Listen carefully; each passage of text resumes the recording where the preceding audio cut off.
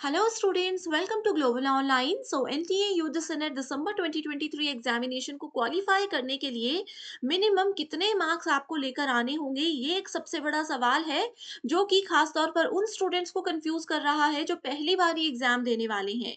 तो आप सभी स्टूडेंट्स के लिए ये वीडियो बहुत इंपॉर्टेंट एंड इंफॉर्मेटिव है, क्योंकि यहाँ पर हर एक सब्जेक्ट की और हर एक कैटेगरी की डिटेल्ड लिस्ट मैं आपके साथ डिस्कस करूंगी, जिससे आपको एक क्लियर आइडिया हो जाएगा कि मिनिमम कितना स्कोर करने पर ही आपका जेआरएफ में या फिर असिस्टेंट प्रोफेसर के लिए सिलेक्शन पक्का हो सकता है।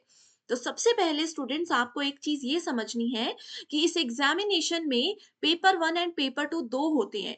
दोनों पेपर का स्कोर मिला करके जितने भी आप मार्क्स लेकर आते हो, उसके बेसिस पे पता चलता है कि आप एग्जाम क्वालिफाई कर पाए हो या नहीं कर पाए हो।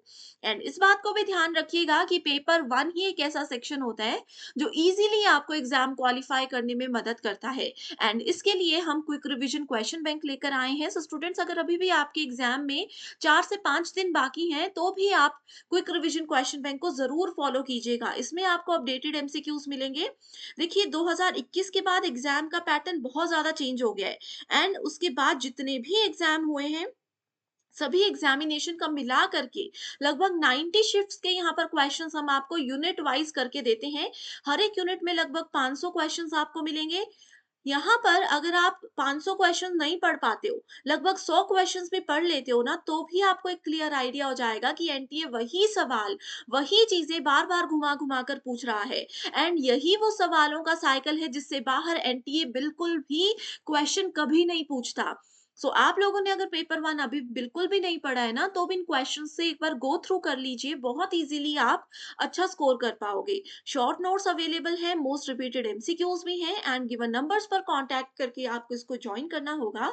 इसके लिए सिर्फ एक ही बार फीस देनी है, 699। मैं आपको 100% श्योरिटी देती हूँ कि आगे आने वाले 4 5 6 दिन भी अगर आपके एग्जाम में है, तो आप इसको जरूर फॉलो कर सकते हो। इसी के साथ बढ़ते हैं आगे डिस्कशन पर। देखो स्टूडेंट्स, ये है जून 2023 एग्जामिनेशन की कट ऑफ। अब कट ऑफ हमें बताती है कि किस सब्जेक्ट में, किस कैटेगरी में आपको मिनिमम कितना स्कोर करना होगा ताकि आप एग्जाम को क्वालिफाई कर सको। ओके, अब जैसे यहाँ पर हम सब्जेक्ट इकोनॉमिक्स की बात करते हैं। इकोनॉमिक्स में जनरल कैटेगरी के जो स्टूडेंट्स हैं, अगर उन्होंने 300 में से 188 या उससे ज्यादा स्कोर किया है, तो उन स्टूडेंट्स को जेआरएफ मिल गया है, यानी कि वो जेआरएफ क्वालिफाइड माने गए हैं।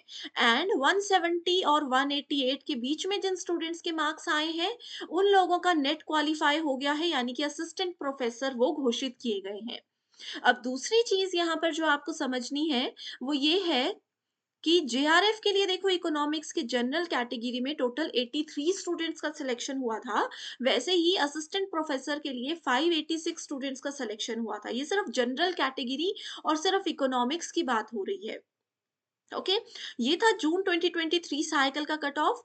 अब देखो, ये मार्क्स जो है ना, हमेशा फिक्स नहीं रहते, लगभग इसी रेंज में, लेकिन हर बार कट ऑफ रहती है। अब जैसे यहाँ पर आपके लिए मैं जून 2022 के शिफ्ट का भी लेकर आई हूँ कट ऑफ लिस्ट। इसमें देखो, इकोनॉमिक्स अनरिजर्व कैटेगरी में 192 पे असिस्टेंट प्रोफेसर एंड 212 नंबर पर जेआरएफ गया था। तो ये चीज भी आप लोगों को समझनी है कि किस तरीके से एक रेंज होती है जिसके बीच में ही हमेशा सिलेक्शन होता है।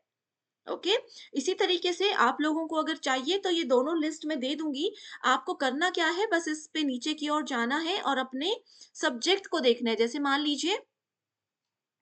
जैसे कि मान लीजिए मैं फिलोसफी सब्जेक्ट की स्टूडेंट हूँ, ईडब्ल्यूएस से फॉर एग्जाम्पल। तो मुझे फिलोसफी में जाकर ईडब्ल्यूएस में यहाँ पर देखना है, ये नेट एग्जाम का कट ऑफ है और ये जेआरएफ का कट ऑफ है।